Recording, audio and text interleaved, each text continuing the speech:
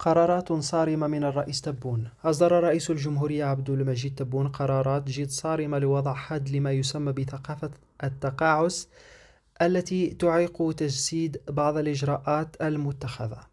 جاء في برقية لوكالة الأنباء الجزائرية أن السيد رئيس الجمهورية عبد المجيد تبون الذي استطاع أن يحدث التغيير بالجزائر في ظرف 3 سنوات فقط رغم بعض الأمور غير المتوقعة، يظهر جليا أنه سيتعين عليه اتخاذ إجراءات صارمة لوضع حد لثقافة التقاعس التي تعيق تجسيد بعض الإجراءات المتخذة.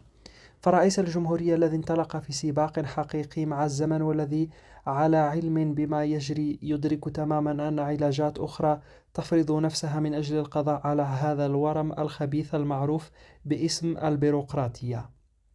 لهذا فإن بيان مجلس الوزراء ليوم أمس وجب تحليله بل قراءته ما بين الأسطر. نعم، فعنوان مثل غضب الرئيس يلائم بالفعل وبوضوح مضمون البيان.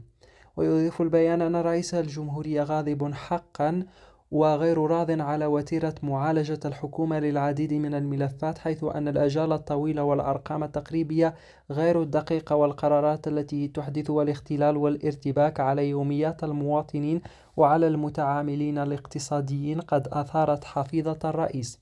فعندما يتحدث رئيس الجمهورية عن هيبة الدولة يفهمها البعض التسلط، ولما يشدد على حماية المنتوج الوطني يفهم البعض الحمائية.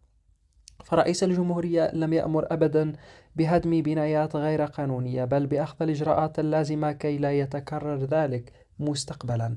فالتحرك يجب أن يكون بصفة قبلية وليس بعد إنجاز البناية والإقامة فيها. إن رئيس الجمهورية يعمل من أجل جزائر منفتحة على العالم وليس من أجل بلد منغلق، فلم يأمر قط بمنع الاستيراد، ذلك أنه لا وجود للاكتفاء الذاتي في أي بلد من العالم.